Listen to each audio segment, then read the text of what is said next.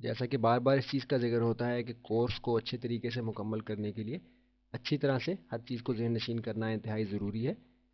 इस प्रोजेक्ट को जो अभी तक हमने बनाया, इसको हम दोबारा से बनाएंगे और देखेंगे कि कितनी जल्दी से हम इसको मुकम्मल करते हैं। ये प्रोसीजर अगर अच्छी तरह से आपको समझ में आ गया है तो आप अभी एक ही गो में यहाँ तक इसको मुकम्मल कर सकते हैं। फाइल, रीसेट, हमने इसको सेव नहीं करना और हमने इसको रीसेट करना है। यस, हमारा वर्किंग एरिया बिल्कुल रीसेट हो गया। Perspective view port alt W से हमने मैक्सिमाइज की। एक प्लेन हम यहाँ डिफाइन कर लेते हैं पहले से ही।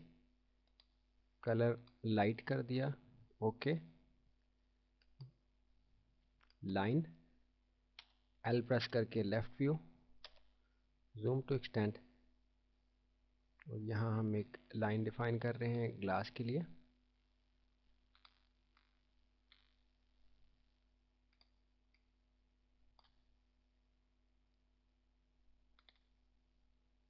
मॉडलिंग का इशू नहीं है, लेकिन क्योंकि हमने ये प्रोसीजर कवर किया था इसलिए हम यहाँ तक आ रहे हैं।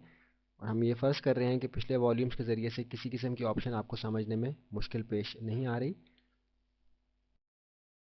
मॉडिफाई में गए, एल प्रेस करके लेथ का मॉडिफायर, एक्सेस, एक्स एक्सेस के ऊपर इसको हम एडजस्ट करेंगे, लेकिन इसको पर्सपेक्टिव व्यू में देखेंगे ताकि सही तौर पे देख पाएँ कि इसके सेंटर में कोई सुराख भी अपीयर ना हो और ज्योमेट्री भी इसकी ओवरऑल जो है वो ठीक रहे। बिल्कुल ठीक है, ये एरिया हमें ठीक लग रहा है। मिनिमम सेगमेंट्स कर दिए।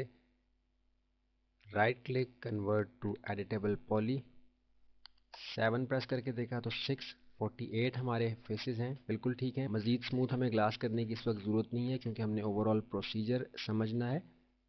इसके बाद हमने क्रिएट के टैब में आके ज्योमेट्री, हमारी पार्टिकल सिस्टम्स, पी अरे हमने ऐड किया अपने सीन में।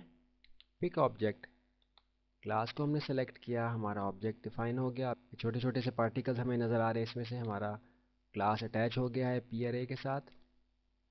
थोड़ा सा नीचे आएंगे, व्यू पोर्ट डिस्प्ले, मैश को सेलेक्ट किया, पार्टिकल टाइप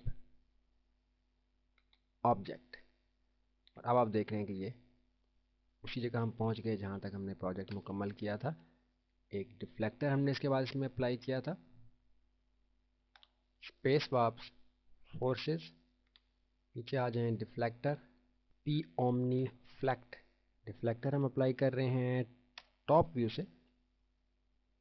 डिफ्लेक्टर का साइज़ ज़रूरी है कि आप देख लें कि कहाँ तक आपने डिफ्लेक्शन देनी है कि आपके पार्टिकल्स जो हैं वो ज़मीन से या किसी भी जानिब से रिफ्लेक्ट हों, उस जगह से आगे ना जाएं।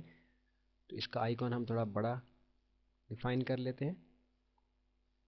पर्सपेक्टिव व्यू में वापस आए, इसको हमने अटैच करना है पी अरे के साथ। बाइंड टू स्पेस वाप,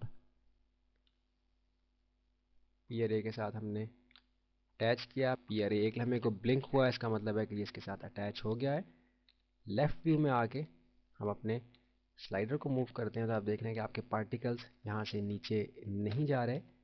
पर्सपेक्टिव व्यू, डिफ्लेक्टर से ऊपर आ गए फोर्सेस में हमने ग्रेविटी अप्लाई की, और ग्रेविटी को हमने अटैच कर दिया पी अरे के साथ। पी अरे आपने देखा कि एक लम्हे को ब्लिंक हुआ, इसका मतलब है कि ग्रेविटी इसके साथ अटैच हो गई। लेफ़्ट व्यू में आ गए, पहले हमने देखा था कि हमारे पार्टिकल्स नीचे नहीं जा रहे थे लेकिन वो ऊपर की जानिब ज़्यादा जा रहे थे।